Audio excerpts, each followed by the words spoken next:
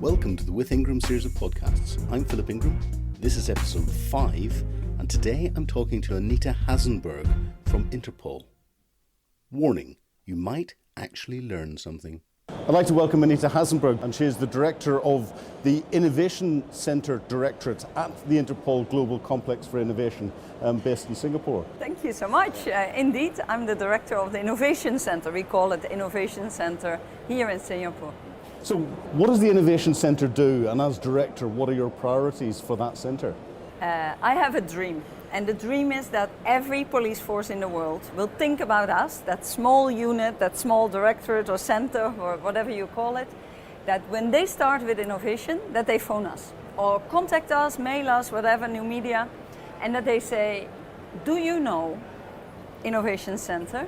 If this has happened anywhere else in the world, because we are starting something which is potentially innovative, we would like to know, has some other police force done it?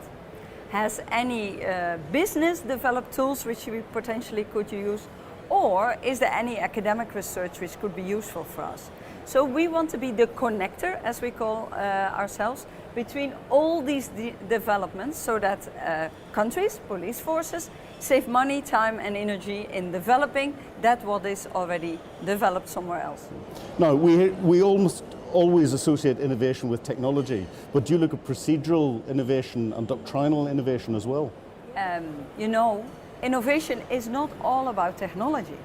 It is about changing the mindset, the structure and the culture.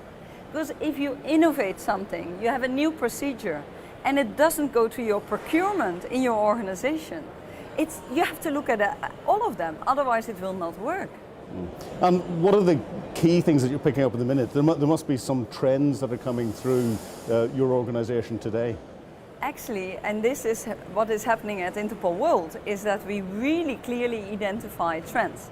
You know, the drone, not only the co-creation lab we have, but also the drone working group is massively oversubscribed. That tells us something. What about 5G? What about IoT, Internet of Things? What about blockchain? What about partnerships?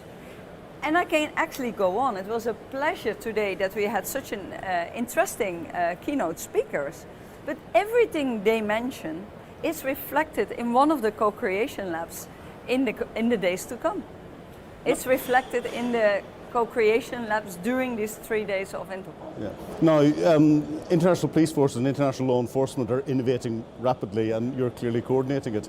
But so are the bad guys. So wait. Who's winning? You make an assumption that the police is innovating quickly. I'm not sure if I agree. The DNA of police officers is very much responsive. We deal with a problem that starts now, and we are good in it. That's why I love to be a police officer already for 36 years. But our DNA is responsive, not preparative. We are not preparing enough for the future. So are criminals doing that? Definitely. They make use of all these new technologies, and it's a kind of a rat race in who will be the quickest, who will be the first.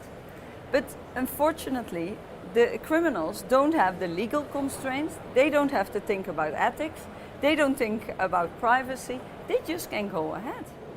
And how important is bringing the private sector into your innovations and innovative processes?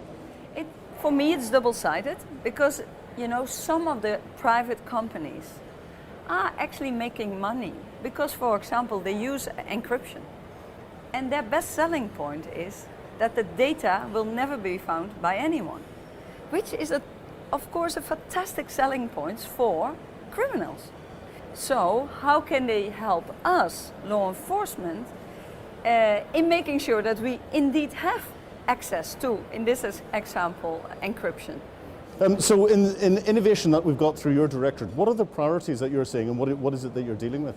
First of all, as I explained before, we want to be the connector, but we have set ourselves the aim to develop the Interpol Global Innovation Agenda. And part of that agenda means that we set the priority. We think, for example, on trust and ethics is an important element of that agenda. We have to think about partnerships. We have to think about leadership. We have to think about how will the workforce of the future look. as well as talking about a holistic approach, and of course these new emerging technologies.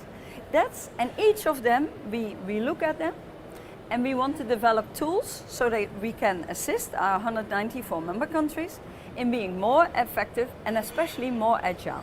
How do we do that?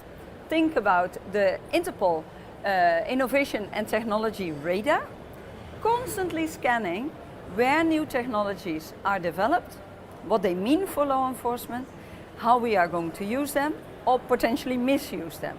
Because that's the way we developed a way of looking in the Innovation Center is a new technology can be a tool, a threat, or a source of evidence. And often the source of evidence is forgotten. So think about a drone. A drone is catched. Officers do not really know what to do.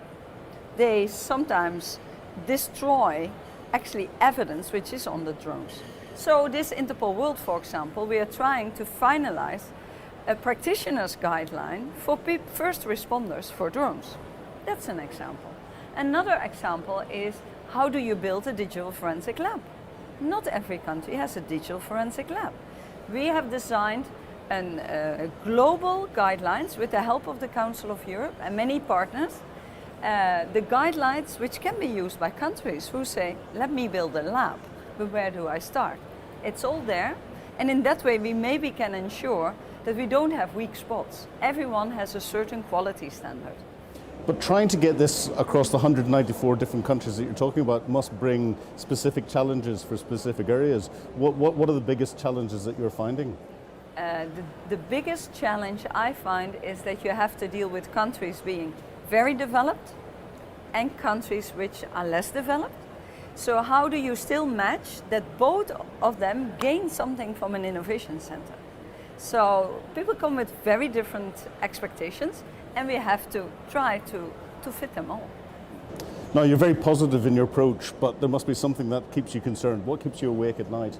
What keeps me awake at night is that the present police leadership still thinks, in many cases, that innovation is nice to have, but they don't feel it as a need to have. And that mindset will make that if we are not careful, in the future law enforcement will not be able to do what it should do. Because technology is there, technology is taking over, the trust of the communities we serve is at stake. So chiefs of police, wake up. We have to start preparing for the future now, and Interpol is there to help. Anita, on that very clear message to the chiefs of police across the globe, thank you very much indeed. It's been a real pleasure. Thank you so much.